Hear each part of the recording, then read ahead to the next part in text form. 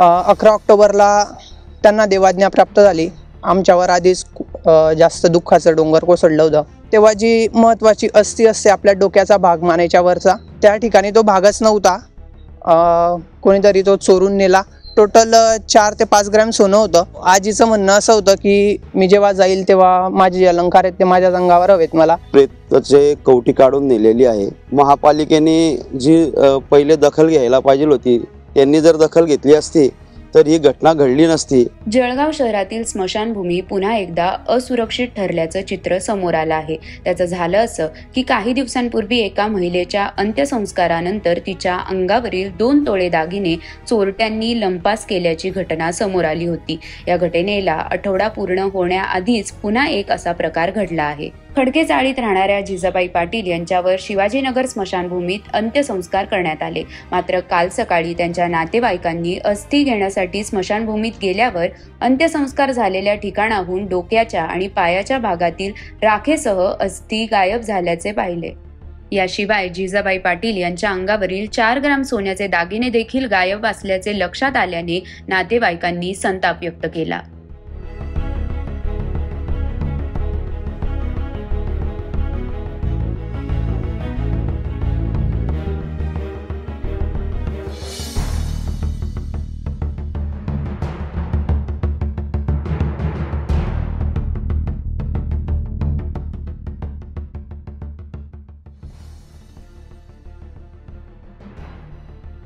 मी शुभम मंगल पाटील, वारलेले ज्या व्यक्ती होत्या त्या माझ्या आजीबाई होत्या, जिजाबाई प्रताप पाटील म्हणून। 11 ऑक्टोबरला त्यांना देवाज्ञा प्राप्त झाली। आमच्यावर आधीच जास्त दुःखाचं डोंगर कोसळलं होतं आणि त्यातून सावरण्यासाठी आमच्या ज्या काही अंत्यविधी असतात त्या आम्ही प्रॉपर आणि व्यवस्थित पद्धतीने करू इच्छित होते। त्यातलीच एक अंत्यविधी असते आपला सारे सरकावण्याचा कार्यक्रम। आम्ही येथे आलो आजच दिनांक 13 ऑक्टोबरला। आम्ही परिवारासोबत आलो आणि जेव्हा अस्थी गोळा करायला सुरुवात करणार होतो, केली नव्हती, तेव्हा जी महत्त्वाची अस्थी असते आपल्या डोक्याचा भाग मानेच्या वरचा, जिथे लेडीज एक अलंकार म्हणून काहीतरी दागिने वगैरे घालत असते, त्या ठिकाणी तो भागच नव्हता। कोणीतरी तो चोरून नेला। त्यानंतर पायात जेथे सोन्याचे चांदीचे अलंकार असतात, जोडवे वगैरे असतात, तो भागही तेथे नव्हता। आम्ही विजूभाऊ बांदल आणि काही मीडियांना येथे बोलवलं तर टोटल 4 ते 5 ग्रॅम सोनं होतं। आम्हालाही प्रॉपर माहिती नाही, पण 4 ते 5 ग्रॅम सरासरी होतच। हां, आजीचं सोनं म्हणजे त्यांच्या इच्छेनुसार आपण अंगावर राहू दिलं? हो, आजीचं म्हणणं असं होतं की मी जेव्हा जाईल तेव्हा माझे जे अलंकार आहेत ते माझ्या अंगावर हवेत मला। आणि ज्यांनी हे केलेलं आहे त्यांना माझं एकच म्हणणं आहे की तुम्ही सोनं जरी घेऊन गेले तरी ठीक आहे, पण जे आमच्या हृदयाला तुम्ही एक चमक दिली आहे जोरदार अशी, की तुम्ही आमच्या आजीचा अंत्यविधी आम्हाला करू दिला नाही आहे व्यवस्थित प्रकारे, त्या अस्थी आम्हाला गोळा करू दिल्या नाही आहेत, ते आम्हाला खूप म्हणजे दुःख वाटतंय।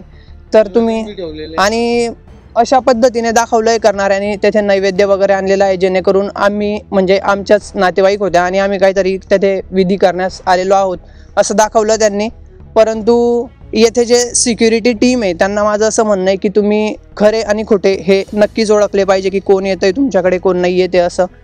तर माझ्या परिवाराच्या आणि माझ्या वतीने मी जेही प्रशासन आहे किंवा कोणी त्यांना विनंती करतो की याच्यापुढे माझ्यासोबत घडलं, आमच्या परिवारासोबत घडलं असं कुणासोबतही पुढे घडू नये, त्यासाठी तुम्ही सिक्युरिटी फोर्स स्ट्रॉंग करावी। आणि तक्रार वगैरे अजून दिलेली नाही आहे, परंतु द्यायची आहे। शिवसेना विभाग प्रमुख शिवाजीनगर। मित्रांनो, शहरामध्ये ही लाजिरवाणी घटना आहे दुसऱ्यांदा की छत्रपती शिवाजीनगरमध्ये आज प्रेताचे कवटी काढून नेलेली आहे आणि ही घटना मेहरूणमध्ये आजच्या 8 ते 15 दिवसापूर्वी घडलेली आहे, 5 दिवसापूर्वी घडलेली आहे। सर्वांनाच या गोष्टीची कल्पना आहे, परंतु प्रशासन याचे कुठेही गांभीर्य घ्यायला तयार नाही आहे। महापालिकेने जी पहिले दखल घ्यायला पाहिजे होती, त्यांनी जर दखल घेतली असती तर ही घटना घडली नसती। आज ज्यांच्या घरी ही घटना घडलेली आहे त्यांच्या मनावर किती दुःखाचा डोंगर कोसळलेला आहे आणि त्यांच्या किती भावना दुखवलेल्या आहे हे आपण सर्व समजू शकता। मित्रांनो, ही घटना इथं मेहरूणमध्ये 5 दिवसापूर्वी तर घडलीच आहे, परंतु ही घटना या 2 वर्षात ही 3री घटना छत्रपती शिवाजीनगरमध्ये आहे। आपली काय मागणी आहे आता? आमची मागणी अशी प्रशासनाला की इथं सुरक्षेसाठी कॅमेरे लावण्यात यावे, इथं सुरक्षा रक्षक पाहिजे आणि जे कर्मचारी आहे यांच्यावर एक अंकुश आला पाहिजे, कारण की हे दारू पिऊन पडले राहतात, रात्रीच्या इथं पार्ट्या सुद्धा चालतात असं काही लोकांचे म्हणणे आहे. आणि इथं लाईट नाही आहे, वेळोवेळी इथं सुरक्षेच्या अभावी भरपूरशा काही घटना घडत असतात. मागच्या टायमाला इथले पाण्याच्या टाक्या नेल्या, ज्या लोकांनी इथं बैठकी बाकडे दिलेले होते, तर या बैठकी बाकडे काही लोकांच्या दारात इथं आढळून आलेले, हेही पेपरला आम्ही दिलेलं आहे. आपलं नाव? माझं नाव विजय बांदल, छत्रपती शिवाजीनगर, शिवसेना विभाग प्रमुख. आज तुम्ही पाहू शकता तीव्र हा संताप आहे. जर कधी या घटना घडल्या नाही तर आम्ही या घटनेचा जोरदार निषेध करू आणि प्रशासनाचा मी जाहीर निषेध करतो आणि आम्ही आंदोलनसुद्धा करू, कारण की कुठंतरी हिंदू धर्माच्या भावना दुखवल्या जात आहे. आणि त्या कशा पद्धतीने दुखवल्या जात आहे की तिथं निवेद्य करून सण आघोरी विद्या टाईप तिथं केलेलं आहे. तुम्ही पाहू शकता तिथं निवेद्य ठेवून. आणि आत्ताच त्यांच्या नातूंनी जी घटना सांगितली ती निंदनीय आहे. इथं सुविधा मिळत नाहीये, पण मेल्यानंतर सुद्धा त्यांच्या अस्थी चोरी होत आहे.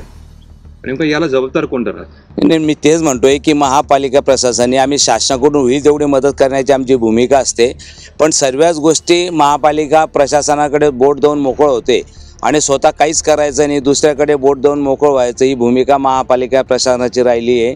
सर्व गोष्टीमध्ये असेल तर कुठेच निग्लेक्टपणा जबाबदारी कोणी स्वीकारत नाही. आणि ह्या नक्कीच आज ज्या लोकांच्या अंत्यविधीसाठी आलेले, ज्यांचे नातेवाईक वारलेले, त्यांचा खरं आज भावनेचा उद्रेक झाला आहे. मेरूनलाही तसंच झालं.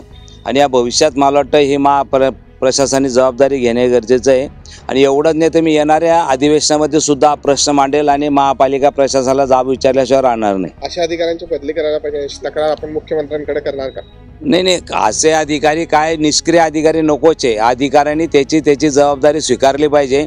मग तो आरोग्य अधिकारी असेल, प्रशासनाचा कोणताही असेल, आयुक्त असेल, मला वाटतं ह्या माध्यमातून खरं तुम्ही जनतेचे सेवक आहात, तुम्हाला जनतेने सेवेसाठी बसवलेलं आहे, किंवा तुम्ही जनतेमध्ये जाऊन पाहिलं पाहिजे, डोळ्यांनी विचारलं पाहिजे, ही लोकांची अपेक्षा आहे.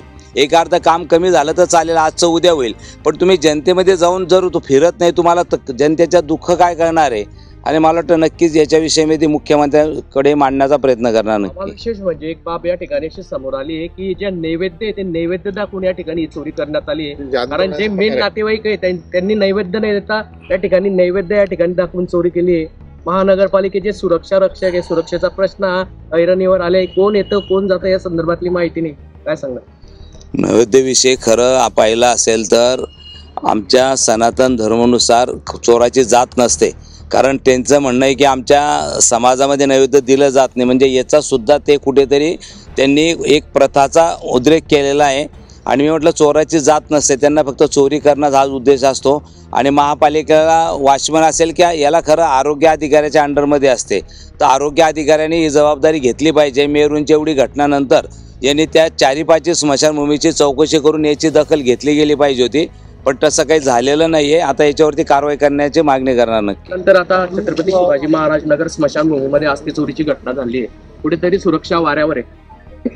आणि ही जी घटना घडली ही काळंबे फासणारी घटना आहे. मी मागच्या मेरूरला सुद्धा त्यावेळेलाही महापालिका प्रशासन सूचना दिल्या होत्या की स्मशानभूमीत कॅमेरे लागले गेले पाहिजे, आणि जो वॉचमन असेल त्यांनी 8 तास 12 तास ड्युटी असेल त्यांनी जबाबदारीने राहिलं पाहिजे. मला वाटतं आज जिथे आमच्या कार्यकर्ते ज्यांनी फोन केला ते गुजर समाजाच्या त्यांची आत्या वारली होती. आणि विषय म्हणजे त्यांचा सोनं जाण्याचा नाही, त्यांच्या ज्या भावना आहे आपल्या सनातन धर्मानुसार ज्या अस्थीचं विसर्जन होतं ते आस्था त्यांना मिळत नाही. त्या भावना त्यांचा आज खरं भावनांचा उद्रेकही झालेला आहे. आणि त्या माध्यमातून मला वाटतं त्यांनी जी काही महापालिका प्रशासन नाराजी व्यक्त केलेली आहे, आणि आम्ही वारंवार महापालिका प्रशासनाला सूचना देऊन सुद्धा याच्यात आरोग्य अधिकारी असेल आणि महापालिका प्रशासनाची जबाबदारी आहे. असं म्हटलं जातं नागरिक की बाबा जिवंतपणे तर सुविधा देत नाही, कमीत कमी मेल्यावर सुद्धा असे जर हाल होत असतील तर मला वाटतं ही दुर्दैवाने सांगा वाटतं की महापालिका प्रशासन जबाबदारी या गोष्टीला नक्की जे आज आयुक्तांना भेट घेऊन याची चौकशी करण्याची मागणी करणार. आणि महापालिकेने सर्वच गोष्टीला पैसा नाही म्हणून चालणार नाही. शेवट सुविधा तुम्ही फक्त कर वसूल करण्यासाठी बसलेला आहात का? नागरिकांना सुविधेची जबाबदारी नाही का तुमची? मला वाटतं हा जाब मी आयुक्तांना आज नक्की विचारणार. दिनांक 11/10/2025 रोजी आमच्या आत्या जिजाबाई प्रताप पाटील यांचं निधन झालं होतं. आम्ही इथं त्यांचं अस्थि विसर्जनाचा कार्यक्रम आज सकाळी होता. आम्ही अस्थि विसर्जनासाठी आलेलो होतो, परंतु आम्ही तिथे आलो तर आम्हाला असं दिसलं की तिथं अस्थीजवळ ती जो भाग आहे अस्त्यांचा तो कवटीचा भागच नव्हता आणि पायांजवळचा जोडव्यांचा भागच नव्हता. तर आमच्या लक्षात आल्यानंतर आम्ही विजूभाऊ बांदल यांना काय काय याच्यातून हे झालंय त्याच्यातनं त्यांनी जे सोनं घेऊन गेलेले आहेत आणि सोनाच्या प्रकारे घेऊन गेले की त्यांनी नैवेद्य वगैरे दाखवून एक असे नातेवाईक आलेत बुवा, त्यांनी त्याप्रमाणे जो विधी असतो तो करून ते सोनं वगैरे घेऊन गेलेले आहेत.